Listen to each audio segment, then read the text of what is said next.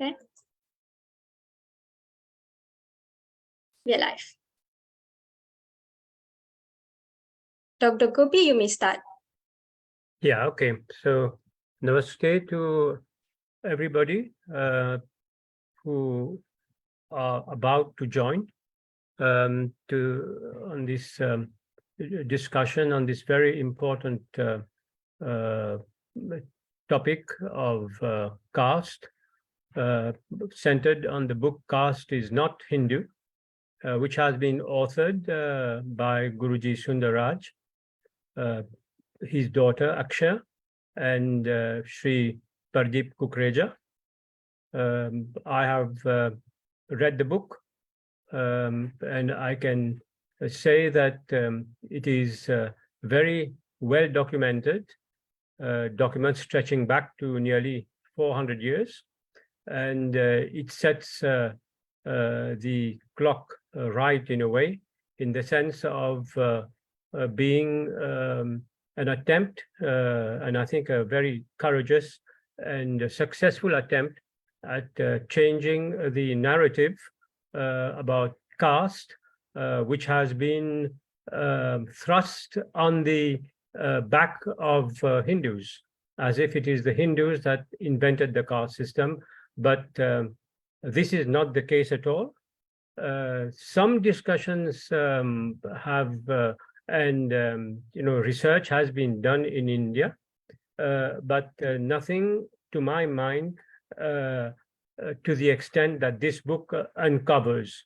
And so I think my recommendation for those who haven't yet got a copy of the book, please do so and read it and have it read, and by especially the youngsters and the young generation of Hindus who are going to have to defend themselves against, the rising tide of anti-Hinduism which is sweeping the world. And this is an important landmark book in this, well, let's say, struggle.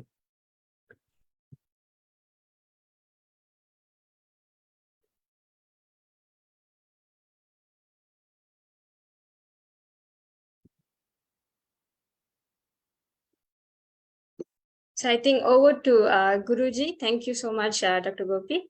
Guruji, you may take over now.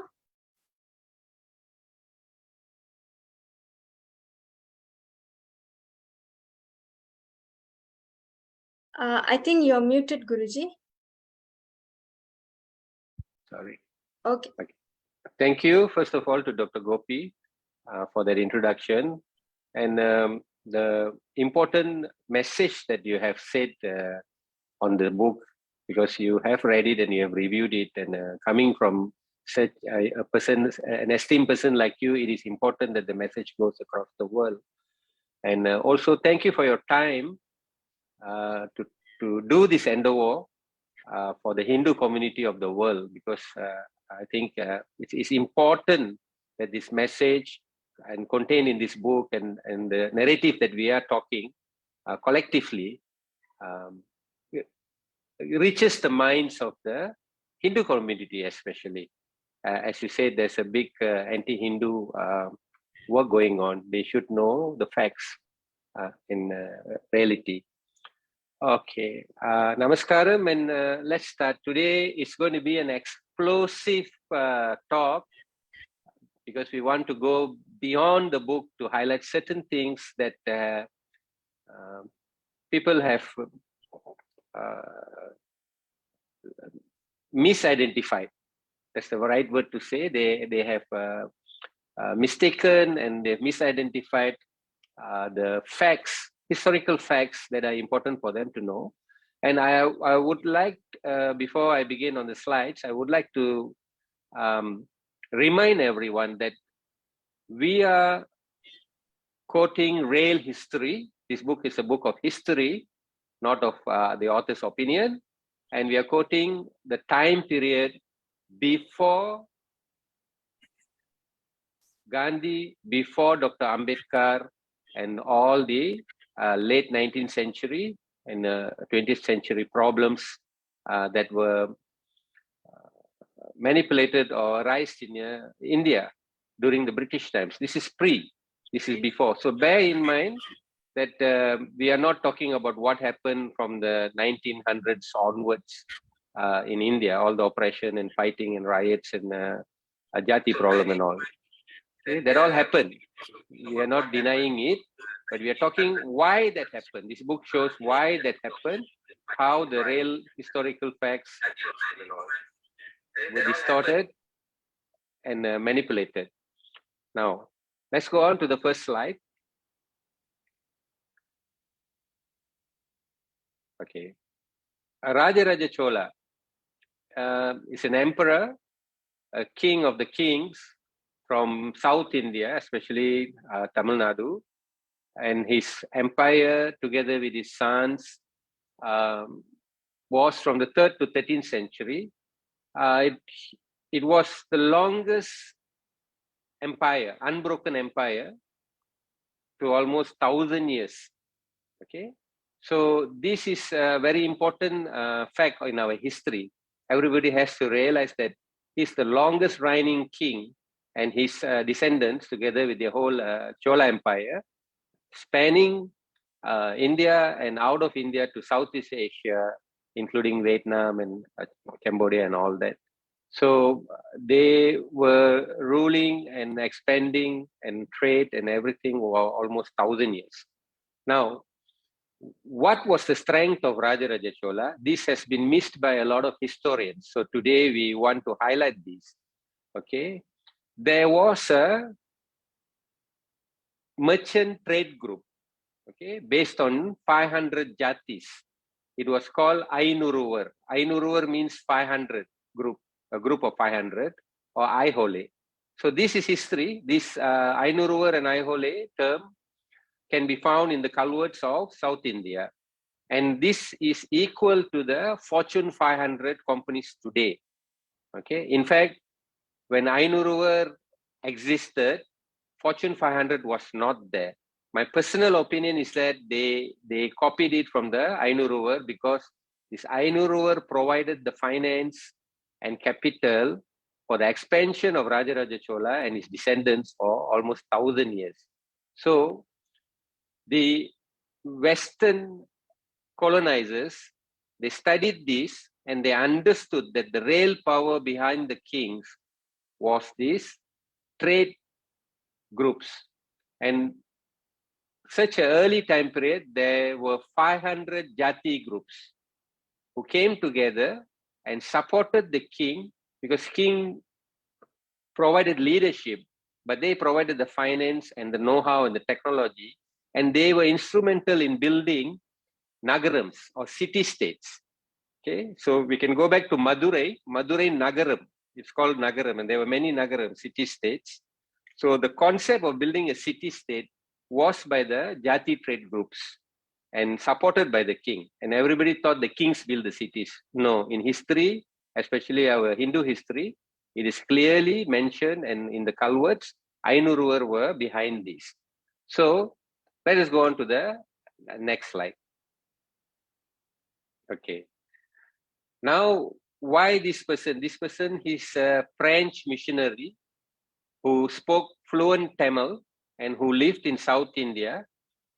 And his name is Abbe Du Bois, and from 1765 to 1848. Okay.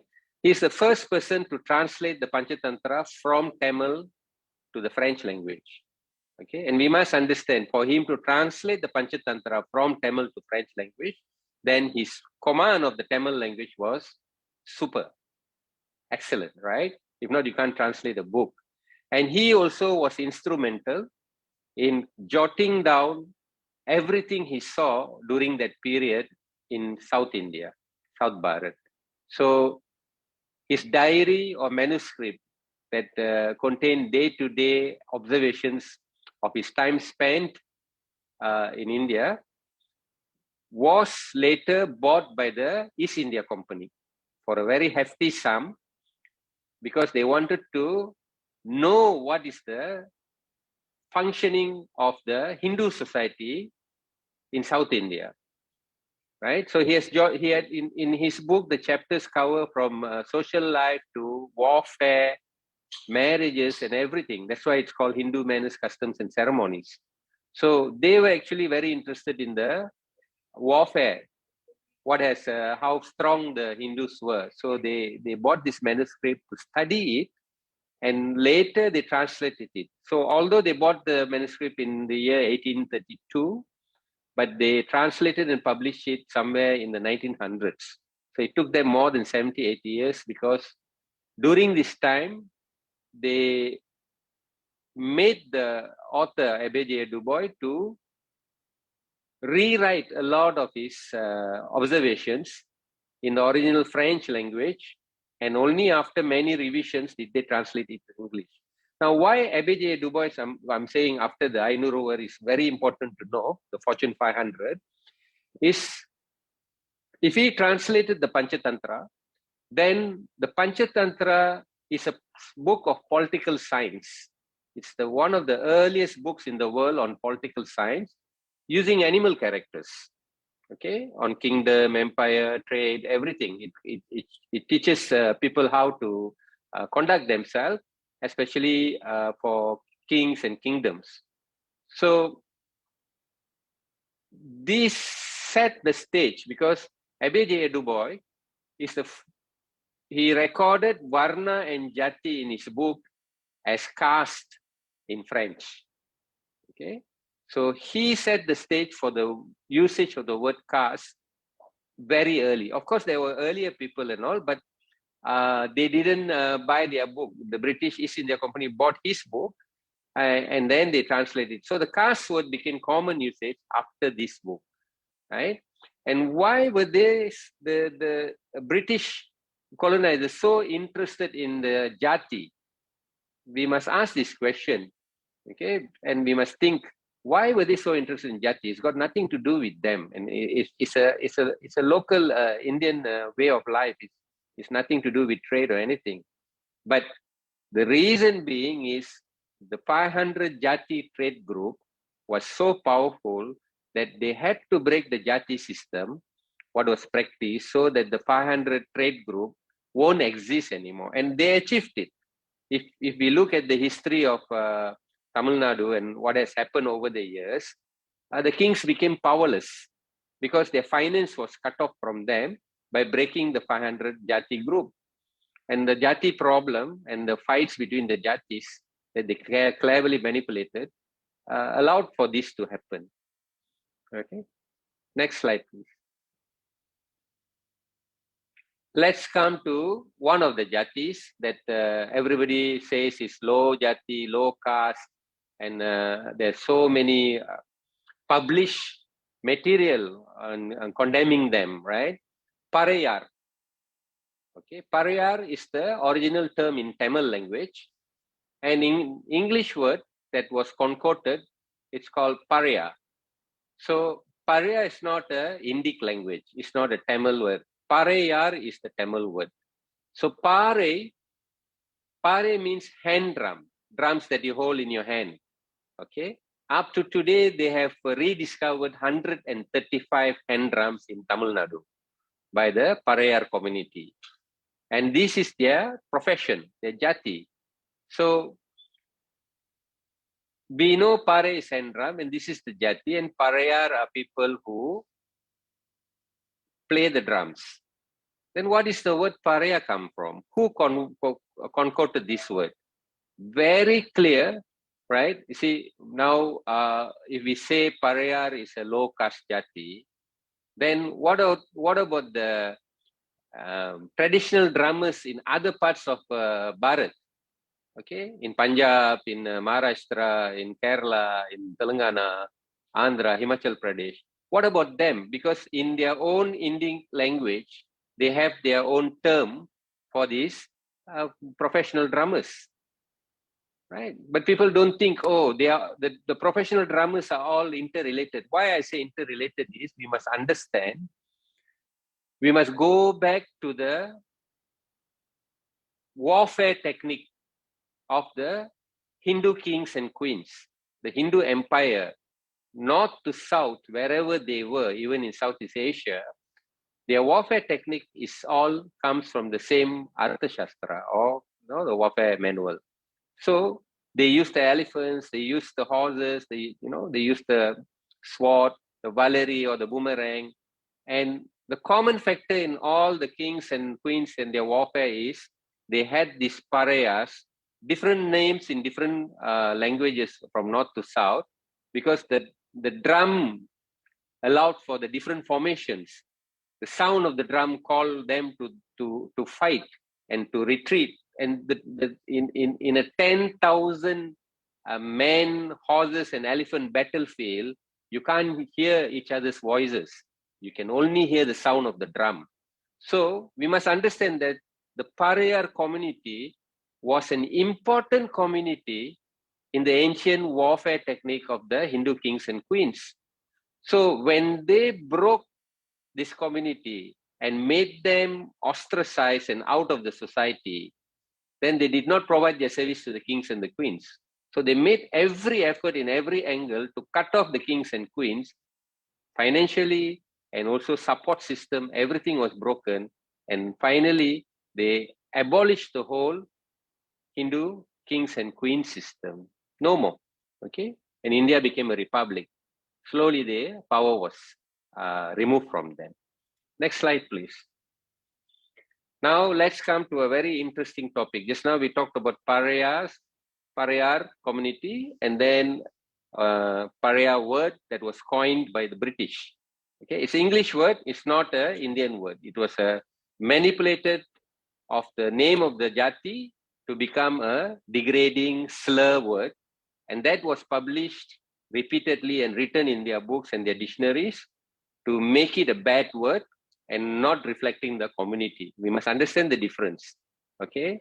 Now, the term untouchable was concocted or written down first time in British English in 1854.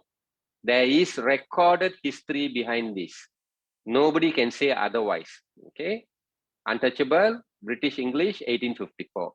Then the word Harijan was coined by Mohandas Karamchand Gandhi after 1915, when he landed in India from South Africa. This is also recorded history. There's no denying of it. And then the word Dalit came about. Dalit was an earlier word. In 1880s, they had Dalita, Dalit. They had meaning broken, broken tribes or broken people or broken groups. Okay. And it was popularized by Dr. Ambedkar after 1923, when he also came back after his studies to India and started social activism. So we must understand this. There's three different words changed for different times by different people, but the beginning was in 1854. So when we say it began in 1854, then we know it didn't begin in the Shastras. That's why I'm showing the year to everyone. If it started in 1854, our Shastras are thousands of years old. It's not mentioned in the Shastras. I would like to quote Dr. Ambedkar. Okay. Ambedkar said that the order in council termed the word impure. Okay. Impure, written in the Shastras as untouchable. So the word in the Shastras is impure. If somebody has accidentally become impure because of some incident, they can purify themselves. That's what's written in the Shastras. So it has a totally different meaning. But Dr. Ambedkar himself wrote in his book that the impure term was converted to untouchables by the regime of Nepal in 1854. Next slide, please. Let's see. Okay. Every time we talk about the caste issue or our book, The Caste is Not Hindu, a lot of people rebut it and they quote Bhimrao Ramji Ambedkar or Dr. Ambedkar and his books. Okay. His books came about after 1923 only, when he returned from England after finishing his studies, and he became a social activist and he started writing books. So we are talking before Dr. Ambedkar. Okay. So his book, The Untouchables, who were they and why they became untouchables, in this book is the one he shares that the Shastras mention impure and don't mention untouchables, his own words. And in this book, he has said there's no evidence in the Shastras saying anything about Dalits or untouchables. They don't exist. And he says in Vedic time, there was no untouchability. Dharma Shastra talked about impurity and not untouchability. Neither Manu Smriti nor Narada Smriti mention about untouchability. And these are totally Dr. Ambedkar's words. Okay, he was honest and straightforward to do a lot of research to try to find out what untouchables meant, and he couldn't find. The only thing was he speculated that it came from one of the kings, but without any evidence. And he's written that, say in his book, in this very book, everybody is welcome to read it. Now let's go to the next slide. Now, the Maliki Ain of 1854. Okay, Nepal's first legal code based on the British parliamentary system. Okay, the Nepal in default rulers who later became the prime minister is Jung Bahadur Rana. After coming back from England, London, and Paris in the year 1851, 1852, he came back. So he wanted to step up to be equal to the Western countries, especially England and France. And so he decided to codify the unwritten laws from Dharma Shastra, the tribal laws, and whatever they practice, the Jati laws, what was the normal practice, he wanted to codify it because he wanted to have a parliamentary system, similar to the British parliamentary system. And so he got his people to legally write down all the rules and regulations. He wanted to follow the rule of law, the British parliamentary system, and the Maliki Ain was born. It's a civil code structure, the first written law book in Nepal, and Maliki Ain is a Persian word. Okay, next slide, please. Okay, the word untouchable was first used in the 1854 civil code introduced by Jung Bahadur Rana regime. So this is 100% proof that the word untouchable was used by him through the British colonizers' advice, because they were advising him at that time, and he also had the Mughal advisors with him at that time. That's why he used the Persian language of Maliki Ain, not Sanskrit. Okay, so now we have proven clearly that the word untouchable was first used in 1854, not before that. And after that, it just was this whole Maliki Ain of 1854, and the word untouchable was copy-pasted by the British into India. Was totally copy-pasted by the British to India because it was recorded in Nepal. Now, the word untouchable in this Maliki Ain, or the Civil Code of 1854 in Nepal, is clearly stated that the untouchable are the Mlechas. Number one, they are the Mlechas. Mlechas are foreigners. It's quoted that the Moguls and the Westerners are the untouchables, together with the hill tribes who come down occasionally. So when we really look deep into this classification, it just shows that they cannot trust outsiders. They did not let them in the village. Who did not let them in the village? We must understand that every village had their local police system or their security people who did not trust outsiders because of the wars that went on and everything. They did not allow them in, but the Nepal regime classified as untouchables, whereas in the Hindu Shastras is impure. Okay, so I hope I've cleared that even Dr. Ambedkar is not saying that this is true and that it was created by the Hindu Shastra.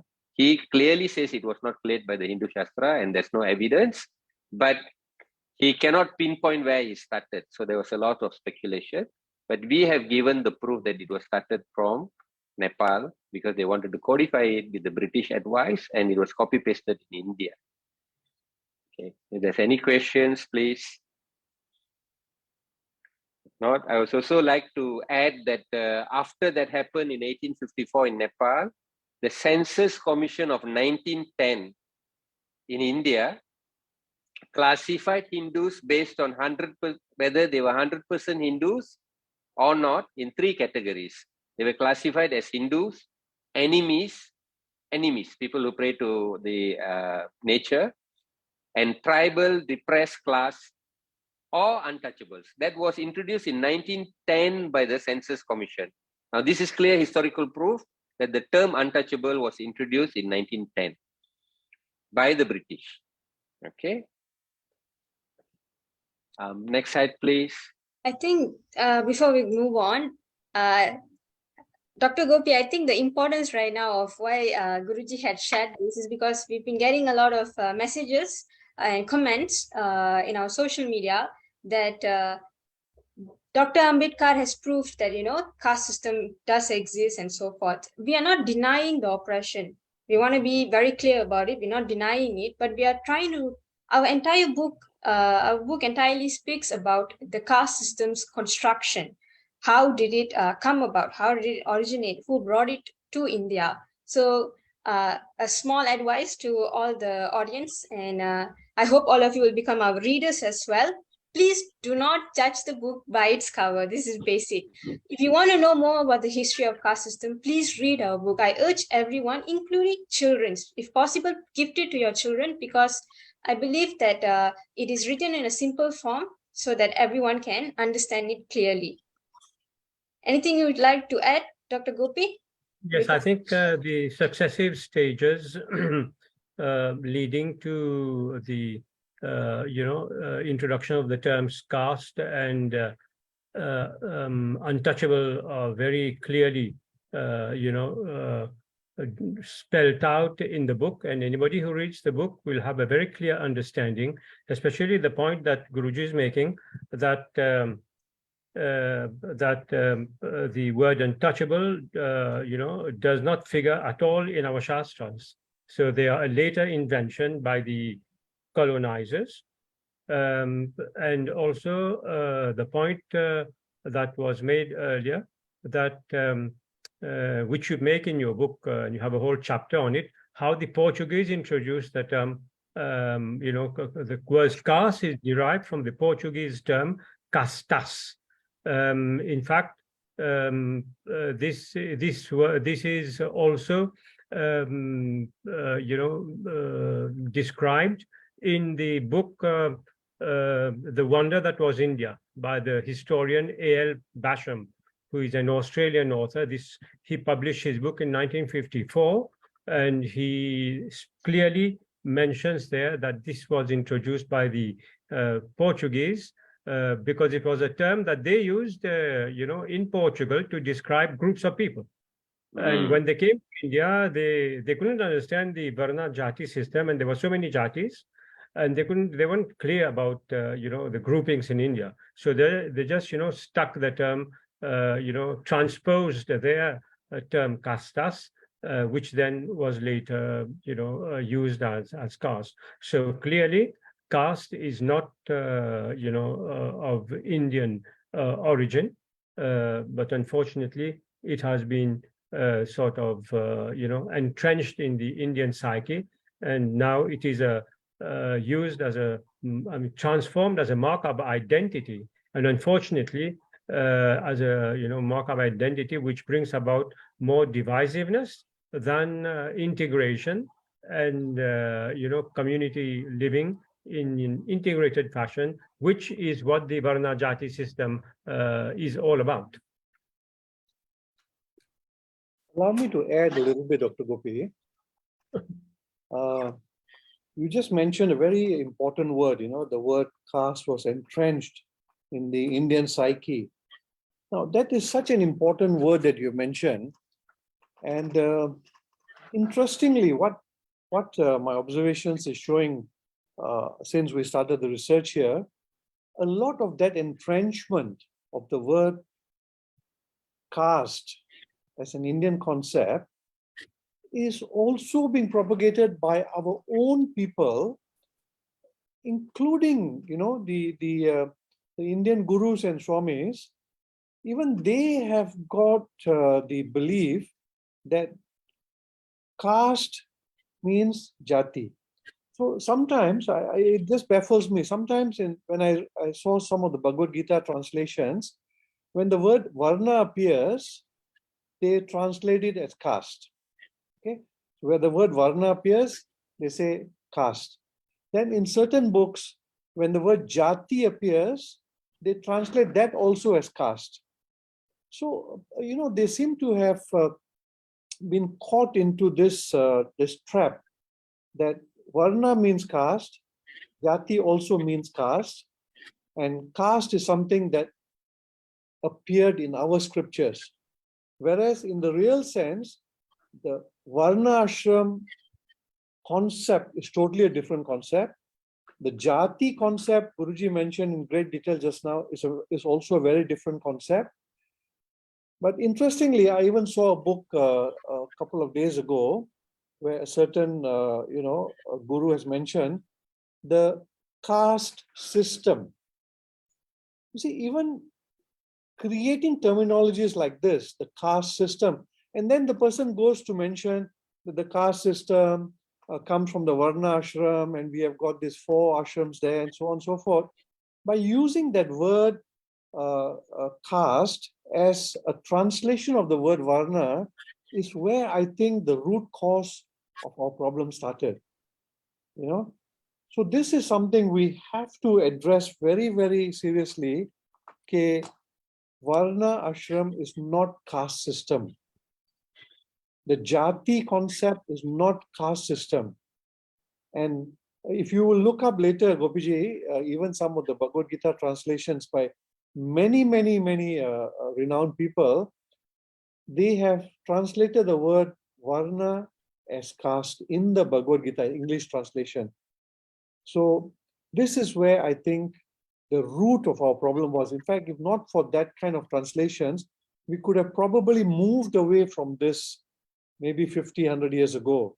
But the fact that they started putting the word caste into our translations in English probably entrenched it further into the Indian psyche, as you mentioned just now. I thought that was an important word that you highlighted. Yes, thank you. Dato Pardip. Actually, I wanted to say about that as well, because after all these years, there must be a reason why we are still stuck in that period where the caste word was being used. And it was not our origin, but how was it carried forth till today? The division is still till today, and the word is still being used. And a lot of people have forgotten that the original root word is from a Portuguese word castas, like what you had highlighted. So if just we open our eyes and realize that that fact alone is more than enough to understand that it's not ours, and we should stop using it to degrade ourselves. Correct. Yeah. Okay. These Indian authors, if I may just a little bit, 1 or 2 minutes more. I think the Indian authors should have put there, if they wanted to explain this, they should explain the varna system and explain what is the varna system. And actually, as a footnote, they should always put varna is not caste. They should make sure that that is stressed there. But it's so interesting that many of the Indian gurus and renowned ones as well, they translated the varna ashram as caste system. And then they start explaining the caste system as the varna ashram. That really baffled me quite a bit when I went through that, But I think it's also due to, the fact that whatever they're referring to, Sanskrit to English translated dictionaries has already placed that the wrong translation. Hence, when they are translating the book or they're writing something as a scholar, all what they're referring to is giving them the false information. You want to say something? We must not forget also that especially in India, politics, and caste go together. Unfortunately, a lot of politicians, get elected on the basis of their caste affiliations. Absolutely. And just a couple of weeks ago, I was listening to the news in India, and in Bihar, Nitish Kumar, the government has commissioned a caste census. So you can imagine if at that level they are still. In fact, I think it is the politicians that are that have a sort of vested interest in perpetuating the caste system. As far as the gurus are concerned, certainly I agree with Pardip, because I have also come across a lot of what you have mentioned, that many gurus have mentioned. But certainly, I have been associated with the Arsha Vidya Gurukulam of Swami Dayanand and Chinmaya Mission, and there they clearly, very clear in their mind that caste is not Varna and Jati. Although to explain, the difference, they have to use the word caste. And the other thing is that in the perception of the Western world, of the external world, as a Hindu, I was in France, and one of the first questions I was asked, tell us about the caste system. In England also, when I was there, what is the caste system? Yeah. Tell us about caste system. So, it's been sort of, drummed into their mind that Hinduism equal to caste. That's equal to caste, equal to, untouchables. That's, that's the equation or the equivalence that they make, when you say you are a Hindu. But on the other hand, I must say that in France, in my group of, colleagues, I received a lot of respect precisely because I was a Hindu. That is also something that we can talk about later, but it was very interesting to me. Very interesting to me. I was shown great respect because I was a Hindu. That is another discussion.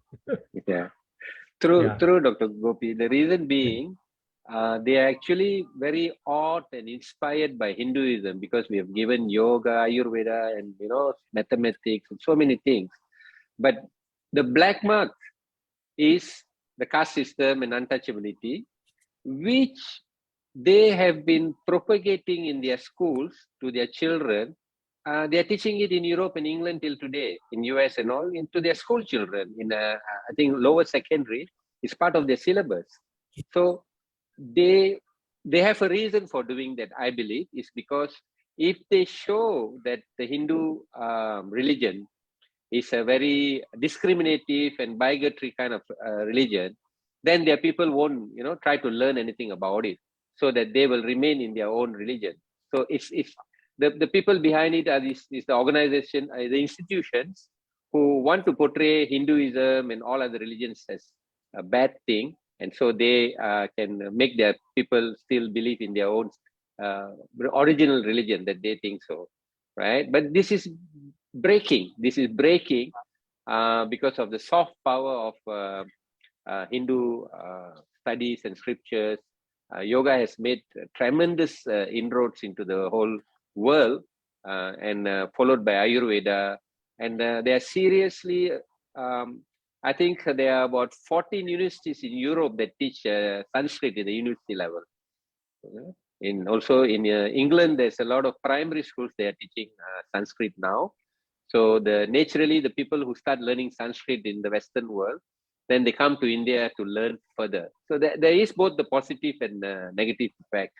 And what we find is that it is our own people, the Hindus themselves, are to be blamed, because a lot of them have stopped learning about their own scriptures and religion, and also don't make an effort to find out the truth. So even the book we have written, after published and people buy, we find that a lot of resistance is coming from the Hindus themselves, not from the outsiders. So this is a very funny situation, So this is we are trying. That's what we are trying to do. Is we are trying to change the mindset, the narrative, for them to understand that these are all not from the Shastras, but in between it was corroded and corrupted, but they don't want to believe us. So we have a lot of work to carry on doing on this matter. And I think to be fair, we must also acknowledge that in the West, there are any number of people, thinking people, intellectuals, who are very well versed in the Hindu Dharma system, like Dr. David Froelich, and our own Jeffrey Armstrong, and there's somebody else called Stephen Knapp, who's he's written a lot about, I've got his books, he's written a lot about Vedic system, and in fact he's written a book about how Hindu temples should be used to strengthen Hinduism. He's written a whole book about it, but we ourselves don't do that, and I can tell you that even in Mauritius, Hindus don't do that. You try to trigger some change of direction, how the temples. I always say that we have a lot of hardware but no software, so our temples idle for a whole week, and then on a Sunday, on a Saturday afternoon, you have some little puja and something like that, and then that's done. But other than that, they are not used, and yet in the olden times, they were used as centers of learning. This is where the community gathered. The temple was the center of life of the Hindu. Communities gathered there to sing, to teach, the Shastras and Nitya, Shastra, dancing and arts and performing arts and all that. So children there had a community life. They were well. So from a young age, children were sort of grew up in this kind of atmosphere, and therefore automatically, when they grew up, when they became young adults, they carried on the tradition. But unfortunately, at the conclusion, I think one of my wishes that we would revive this system of the temple becoming the center of community life. I think Dr. Gopee, it's already happening. So anyone who's seriously interested in transforming temples to gurukulams and as an education center, please contact us. We will link you or connect you to Dato Pardip Kumar. He's done so wonderfully by himself and with the help of his team, and given free food and free education to many children, and has made the world a better place every single day. Right, Dato? Yes. I have been following his the progress that he has made in developing these gurukuls. I think this is a very good model that can be replicated. And one of the things that Hindus lack is a system of social support to the people who are lower down in the socio-economic scale. I know in Mauritius, because we have several communities, several non-Hindus communities here, and I know that they do that in a very structured and a very very structured and very well established way.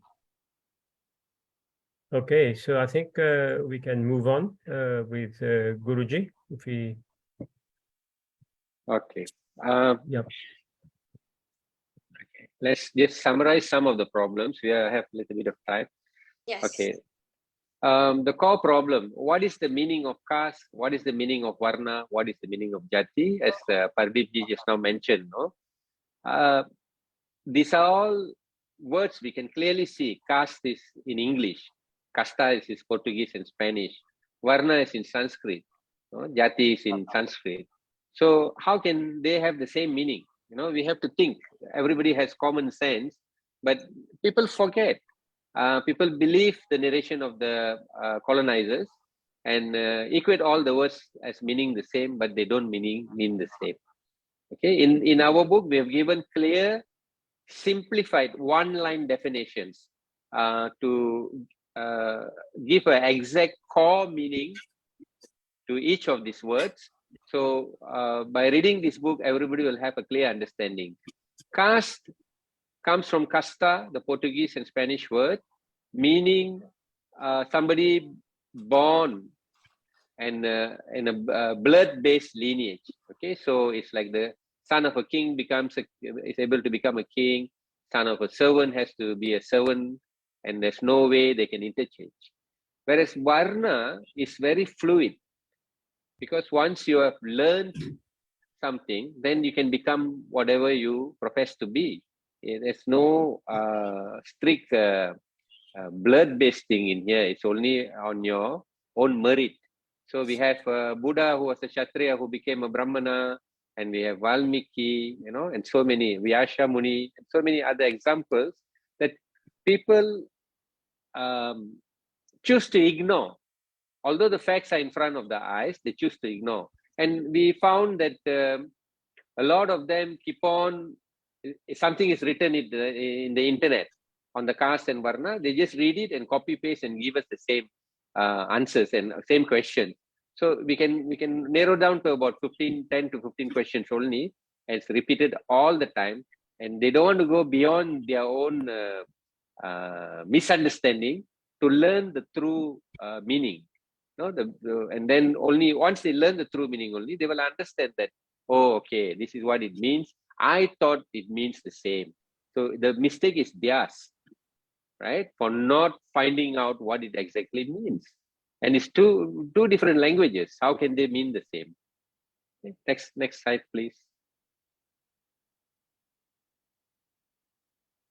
Okay, this also another thing, the terminology, like just now we said, Varna and Jati does not mean the same thing as caste. They are totally different, coming from different parts of the world and different languages. Same with the term Brahmin and Brahmana. Who in the world said that they mean the same thing? When we pronounce it itself, the pronunciation is so different. So even we learn any language, when a word we pronounce it sounds different, definitely it has a different meaning. It cannot mean the same thing. Right. Next slide, please. Okay, this is our definition in our book, very short and very precise, very easy for young people to remember, right? Varna, inherent aptitude of an individual, because Varna, ashrama, is based on the gunas of a person. That means it's nature of the mind. Okay, nature of the mind. So it's actually the inherent aptitude of an individual. We really found the core meaning and we summarized it so that people can easily remember.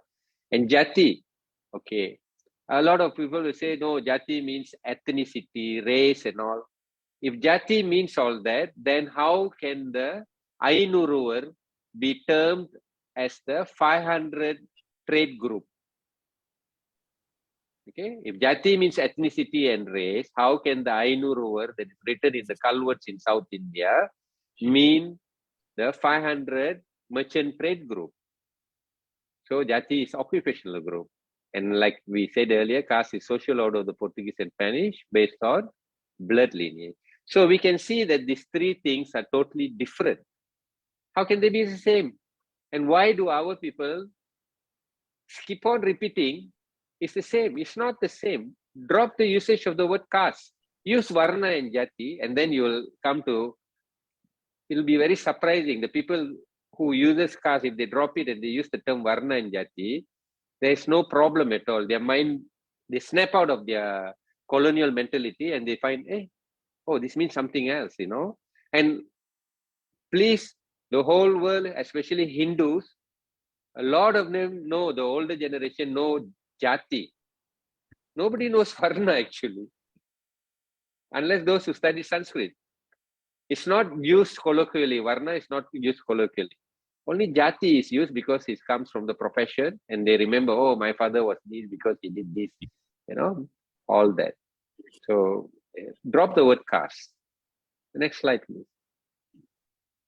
Okay, also the hierarchical pattern that it was written in the Civil Code of Nepal in 1854 did not exist. It was created by the ruler that time based on the British advisors. The original is everybody is born a Shudra in the, and also all the Shastras. It is found in the Rig Veda, they say Purusha Shukta. Okay, there's a lot of controversy over it, but we don't want to go into it. We just accept it at face value, Purusha Shukta. And then we have in Bhagavad Gita 4.13 on the Varnashrama. We have in Manu Smriti, and we have in a few other works. Okay, but all of them say that when a child is born a Shudra, and once they attain learning and enhance their skills, then they can choose their occupation, profession, or whatever, that according to their nature of their mind, then they are categorized in the society according to what they contribute. Simple as that, what they contribute, nothing more than that. So if they find, and there are enough records, historical records by the British themselves that say that there's been interchangeability, and somebody stopping this work and going on to another work, or some of the kings who were traders became kings, or Brahmana became a Kshatriya. So there was so much fluidity, and it was not rigid at all. So to say that the Varnashrama was the rigid birth-based structure is total lies.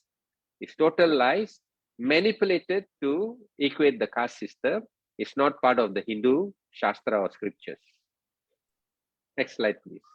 I think I'll take over, Guruji, and think whatever you have just stated, the main person is Moni Williams, because he played a very important part in translating the Sanskrit to English dictionary. And in the preface of this book itself, what was written, the preface by the East India College at that time on 1851. When they wrote the preface, they had written that the natives of India are to be effectively imbued with the principles of truth, whether religious or scientific. It must be through the medium of the only language through which they will be disposed to accept such information. And during that time, Sanskrit was known as the language of truth. So their whole idea or philosophy or their means to even learn Sanskrit at that period of time, to translate it to English, was simply to impart false information to the natives or to the indigenous people of India at that time itself.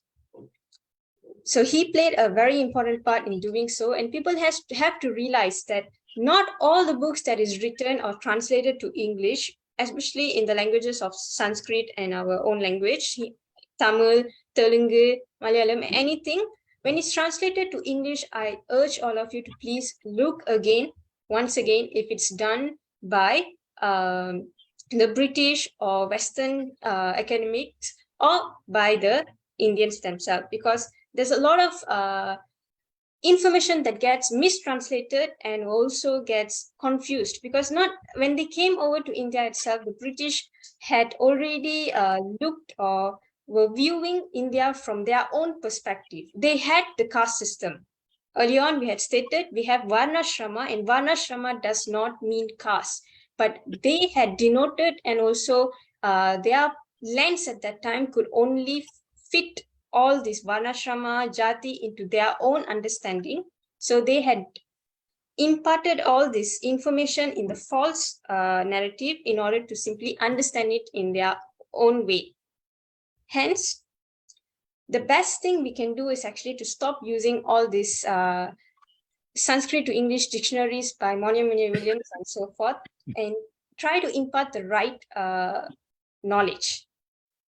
Max Muller, I think the best person to speak about this again will be Guruji. Could you please, in a summarized version, explain about Max Muller? Okay. I think it's important for us to know about Max Muller before we conclude. Okay. Max Muller was a Friedrich Max Muller, studied Sanskrit, Persian, Arabic, and many other subjects relating to Middle East and Asian and Chinese religion and cultures, Buddhism and all that. So these were the first group of so-called Indologists in Germany. And the best part is Max Muller had only one job in his life.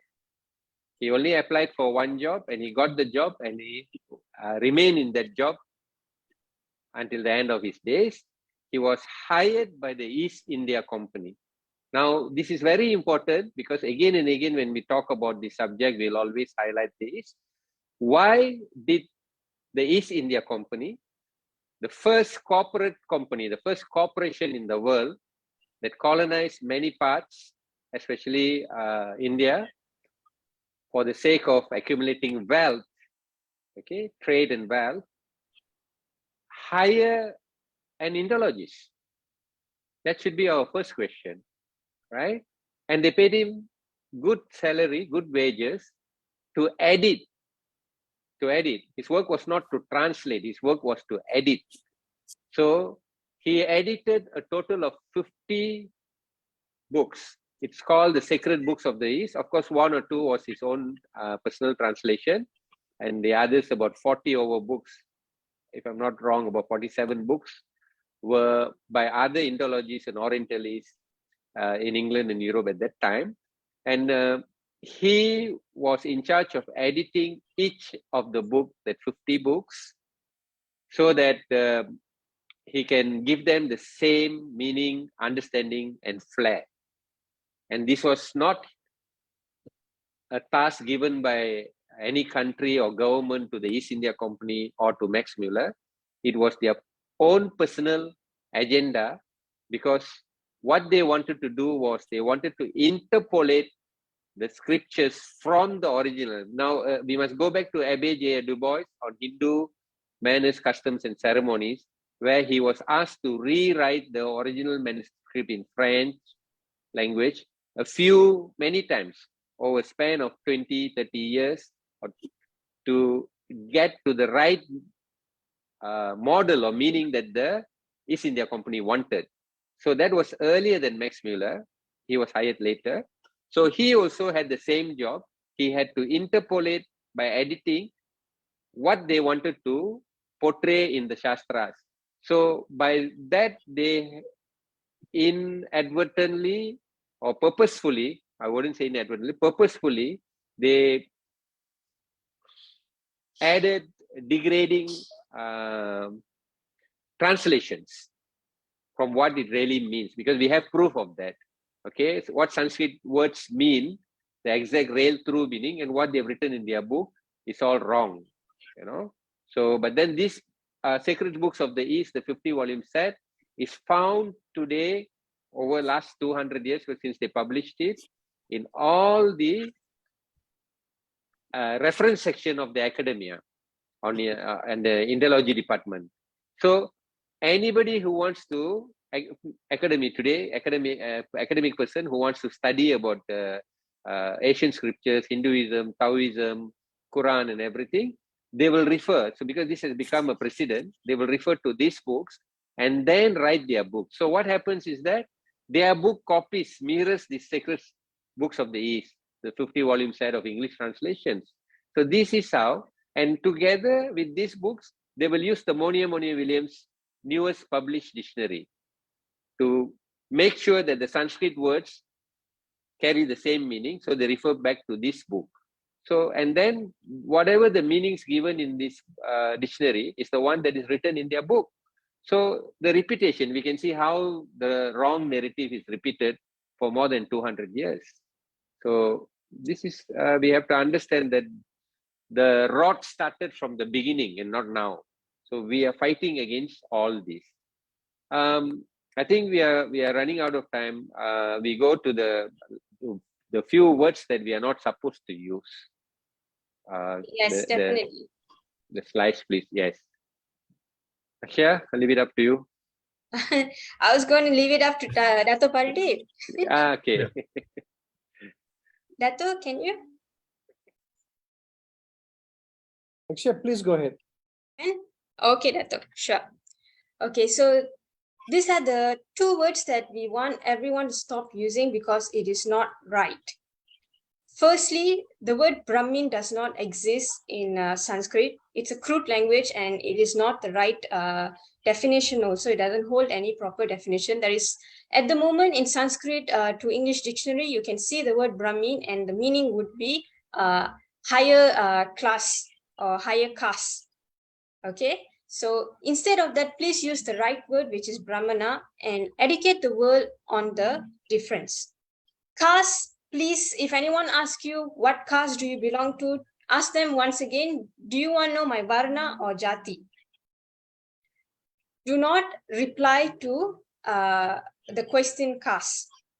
Okay, or you can ask them once again, what caste do you belong to? As far as we know, caste system is being practiced in Portugal and Spain and by the British now. Okay, that's all from us. Any questions from you, Dr. Gopee, or would you like to add on anything? Yeah, I think that these are very important points that you made, especially the definitions. I would just like to underline that the caste narrative, as you said, was a template that was transposed from England and Portugal, Europe, basically. They implemented in India, and that caste they base it on their system of social hierarchy. That means they were upper and lower based on race and blood lineage, whereas the Varna Jati system was based on aptitude. Therefore, it was not a hierarchy. It was a an integrated system of everybody, having aptitudes working together to create, harmony in society. I think that's an important distinction. So there it is a question of stratification based on, caste, on race and blood, purity of lineage, whereas here it was based on the gunas, like the aptitudes. So I think we have made this point very clear. And I think one last point I would underline is that, many people don't know that Max Muller never went to India. So, he didn't have any experience of India, just like Karl Marx. Karl Marx also never went to India, and yet he gave his opinion on the on the Indian social system, and Max Muller also the same. So it's all distortion. Obviously, they have been hired to peddle a particular narrative, and that's what they are best at. So. Yes. So we have to wish ourselves good luck Exactly. and plenty of perseverance to carry on with the work. And I hope that others who have been listening to us and other Hindus, the global Hindu diaspora, as well as Indians, understand our démarche and join us in this endeavor. So thank you very much. I think we have come to the end. It's been a great pleasure. And I look forward to interacting again in further sessions, in future sessions. Thank you very much, Dr. Gopee. Very much. Wonderful. Take care. Thank Okay, you. all the best. Thank you. Yeah. Okay. Have a wonderful evening. Thank you so much.